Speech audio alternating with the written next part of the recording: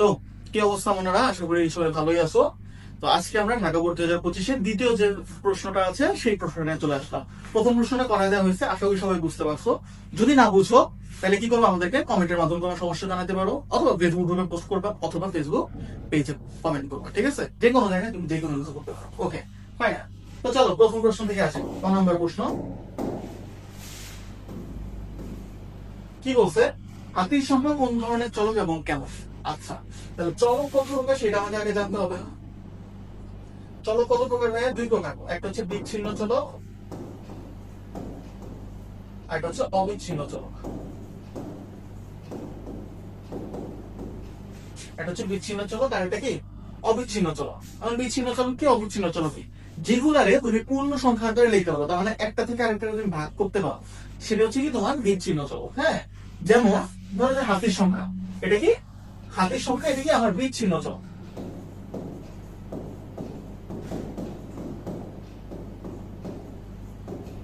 কেন বিচ্ছিন্ন চলক ভাইয়া? কারণ দেখো সবসময় কি হয়, আমি যখন বলি একটা হাতি, দুইটা হাতি, তিনটা হাতি, তাই না? দুইজনের মাঝখানে তো ডিফারেন্স আছে, তাই না? যে দুইটা হাতি আর তিনটা হাতি পুরো এক ব্যবহার, তাই না?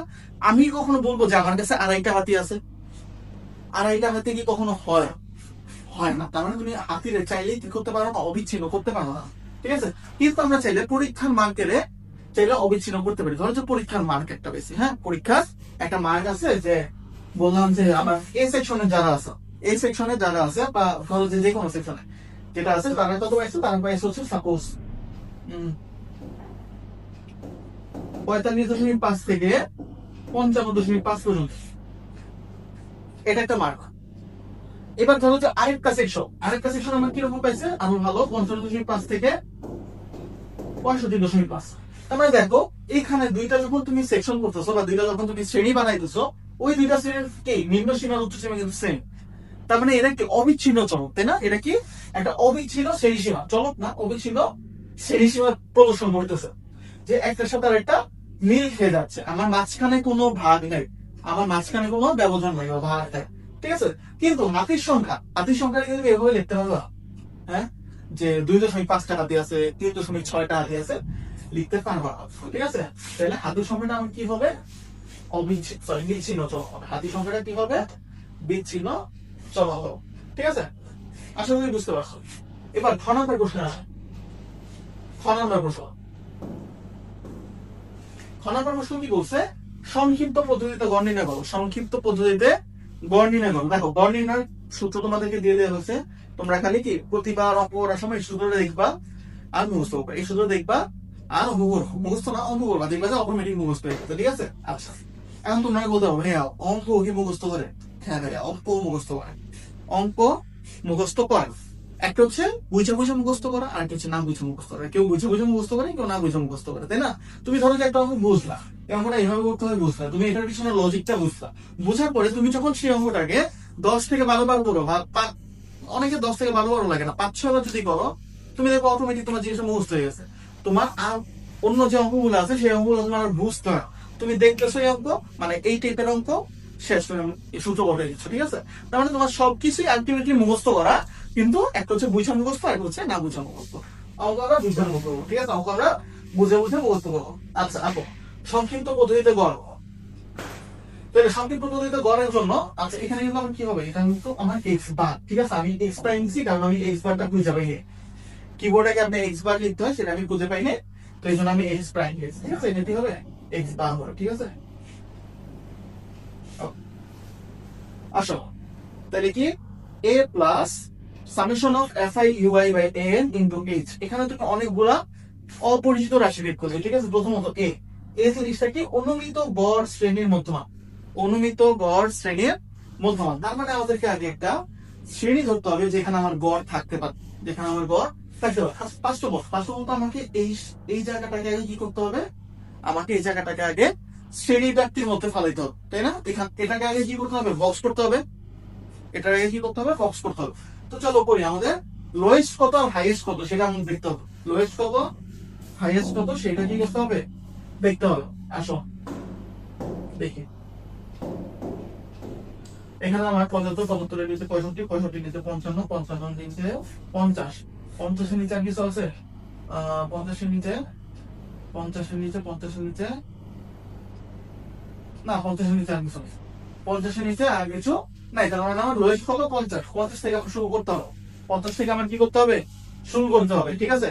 আচ্ছা, আর হাইয়েস্ট কত, তার মানে লোয়েস্ট কত 50, এখানে আমি লিখে রাখবো 50, আর হাইয়েস্ট কত, হাইয়েস্ট 75, 75 80, 80-র উপরে কিছু আছে, 80-র উপরে, 80-র উপরে, 80-র উপরে 90, 90-এর উপরে 93, 93-এর উপরে 99, তাহলে আমার ইয়ে কত 99, হাইয়েস্ট কত 99, তাহলে 50 থেকে 99-এর মধ্যে হয়, ঠিক আছে। আচ্ছা, তাহলে আমরা একটা শ্রেণী আপনি বের করি, চলো।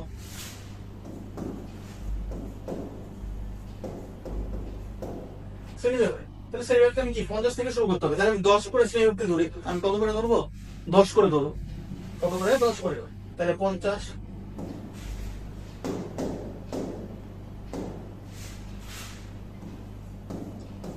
60, 70, 80, 90, সুন্দর মতো হয়ে গেছে, ওকে। 59, 69, 79, 89, আচ্ছা আর তো লিখছি কেন,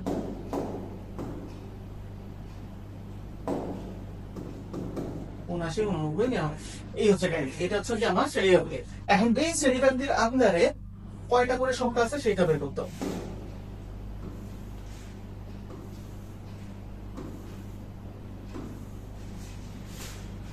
ঠিক আছে। এখন কি আমি ট্যালি চিহ্ন বসাবো, কি বসাবো, ট্যালি চিহ্ন, ট্যালি, আচ্ছা ট্যালি কিভাবে করবো,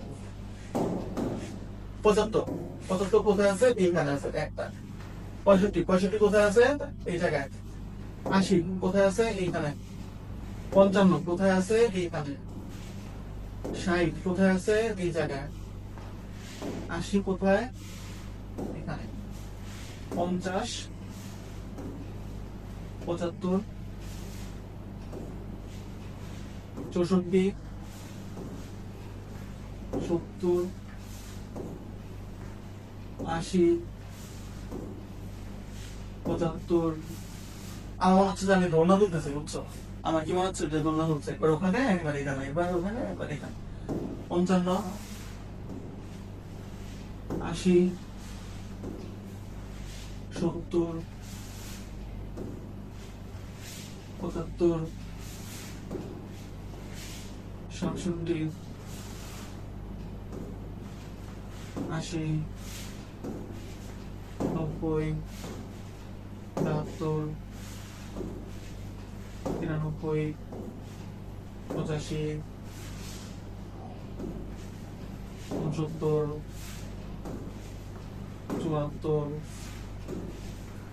80,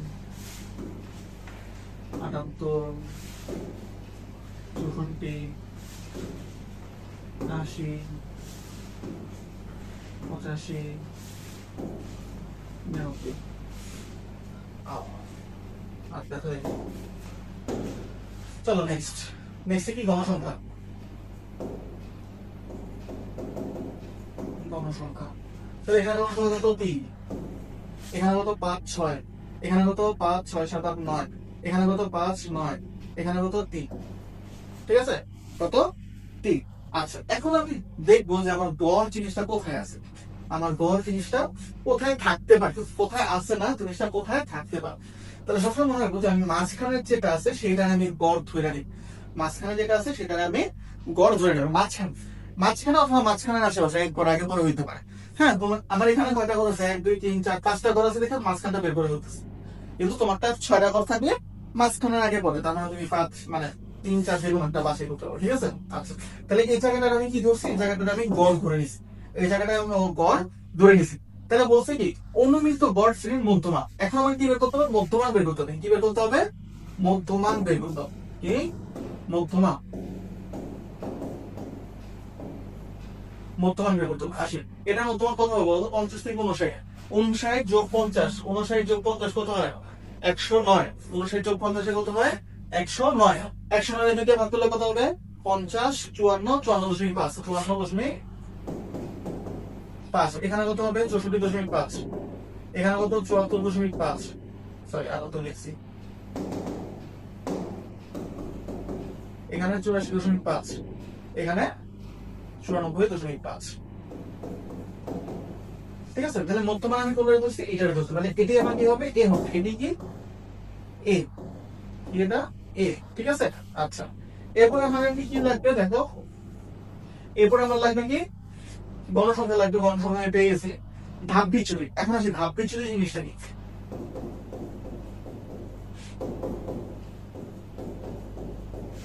হোয়াট ইজ ধাপ বিচ্যুতি, এই জিনিসটা আমি শুরু করে ফেলি, তাহলে আমার লেখাটা সুবিধা হবে।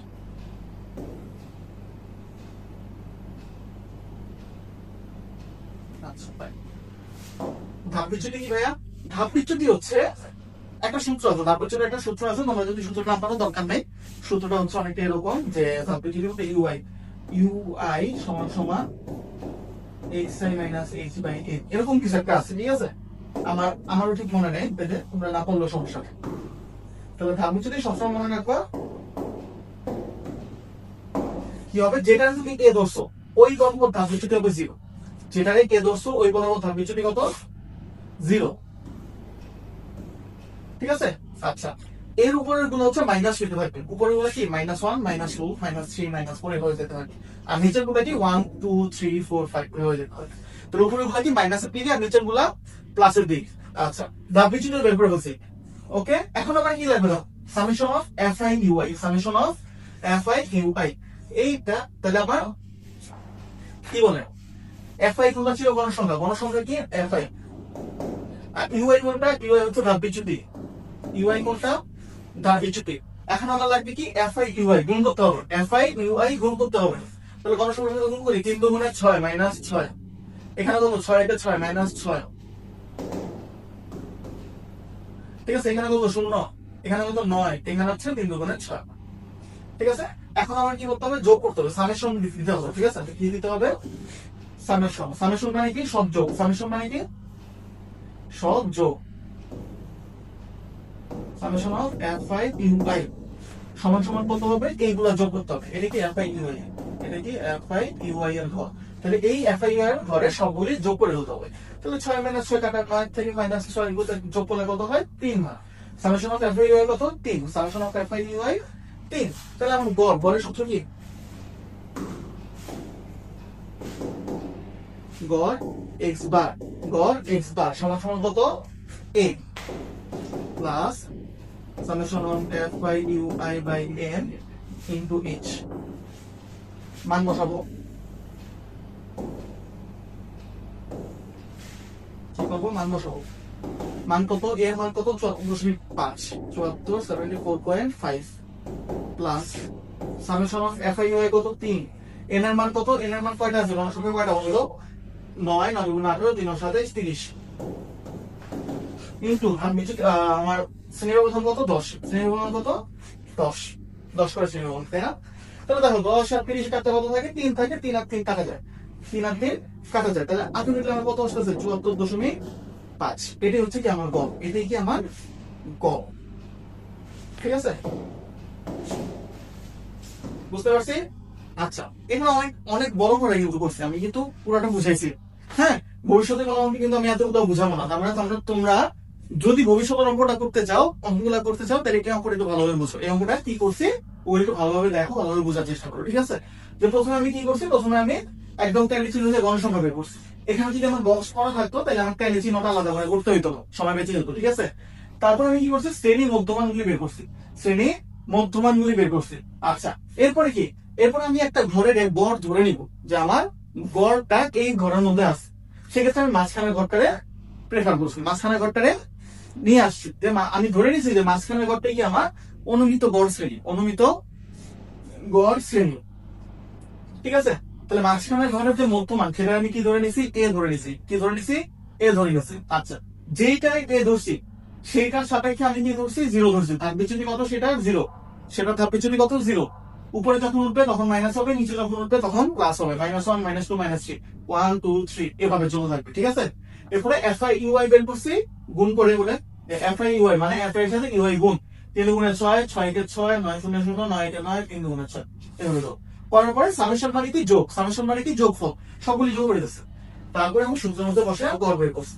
ওকে, আচ্ছা নেক্সট গণনার প্রশ্ন। গণনার প্রশ্ন কি বলছে? উপাত্তগুলা কি অজীব রেখা অঙ্কন করতে বলছে। কি বলছে? অজীব রেখা অঙ্কন করো।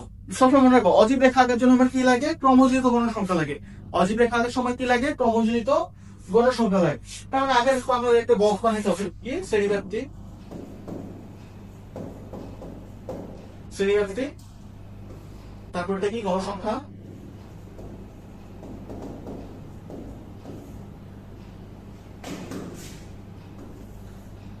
তারপর এটা কি ক্রমযোজিত।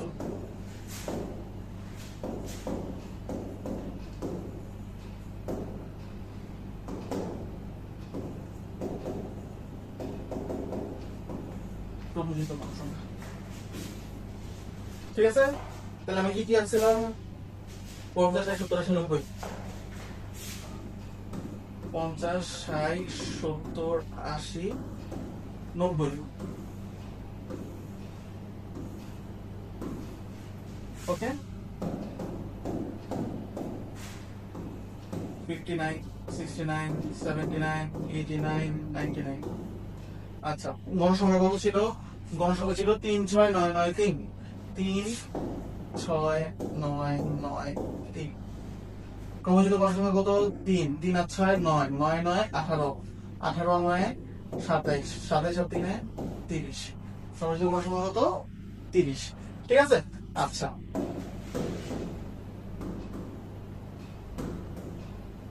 ওকে, তাহলে এখন আমরা কি করবো? ছক কাগজটা আঁকবো। কি করবো? ছক কাগজটা আঁকবো।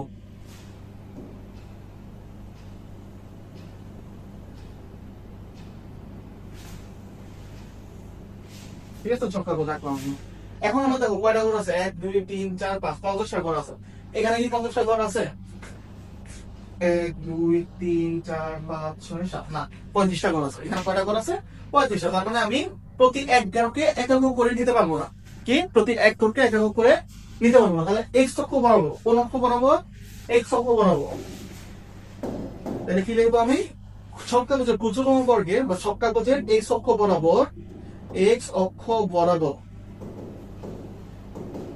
ক্ষুদ্রতম বর্গের প্রতি দুই ঘরকে এক একক ধরে, প্রতি দুই ঘরকে এক একক ধরে, এবং ওয়াই অক্ষ বরাবর প্রতি এক ঘরকে এক একক ধরে, প্রতি এক ঘরকে এক একক ধরে ছক কাগজে প্রস্তুত করি। তারপরে কি করবো? তারপরে এক্স অক্ষ বরাবর কি লিখবো আমি? এক্স অক্ষ বরাবর শ্রেণীব্যাপ্তি, এক্স অক্ষ বরাবর শ্রেণীব্যাপ্তি। আচ্ছা, এবং ওয়াই অক্ষ বরাবর কি বসাবো? ক্রমযোজিত গণসংখ্যা। ওয়াই অক্ষ বরাবর ক্রমযোজিত গণসংখ্যা এর উপস্থিতি উপাত্তগুলি বসে। বসানোর পর মূল বিন্দু থেকে কত পর্যন্ত? এক্স অক্ষ বরাবর মূল বিন্দু থেকে 50 পর্যন্ত, 50 পর্যন্ত ঘরগুলোর উপস্থিতি বোঝাতে ভাঙা চিহ্ন ব্যবহার করবো। 50, এই যে 50, এটার আগের ঘরগুলো যে হারায় যায় না, আগের ঘরগুলো যে আছে সেটা বোঝাতে কি ব্যবহার করবো? ভাঙা চিহ্ন ব্যবহার করবো। ভাঙা চিহ্ন কিভাবে আগে? ভাঙা চিহ্ন কিভাবে আগে? এইভাবে ভাঙা চিহ্ন এইভাবে আগে। ঠিক আছে, আচ্ছা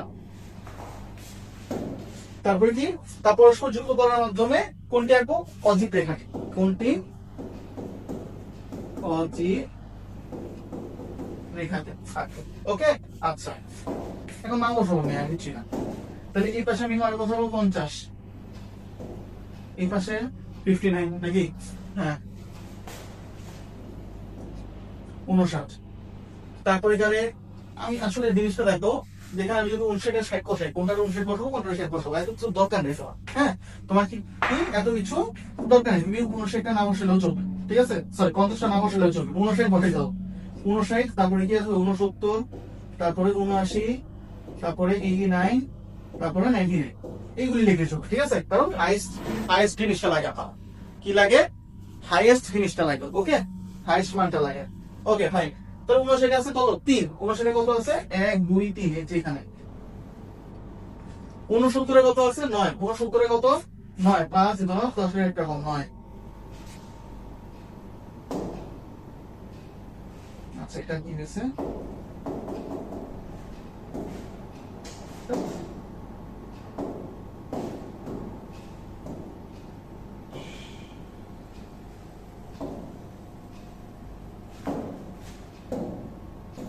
পুরো ডেমোস হবে।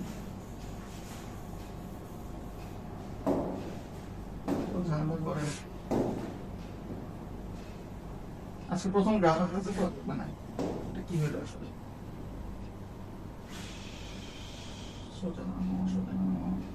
নামছে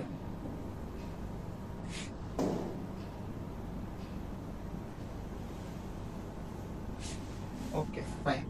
তাহলে প্রথমে কি 59, তারপর থেকে 69, তারপরটা 79, তারপরটা 89, তারপরটা 99, ঠিক আছে।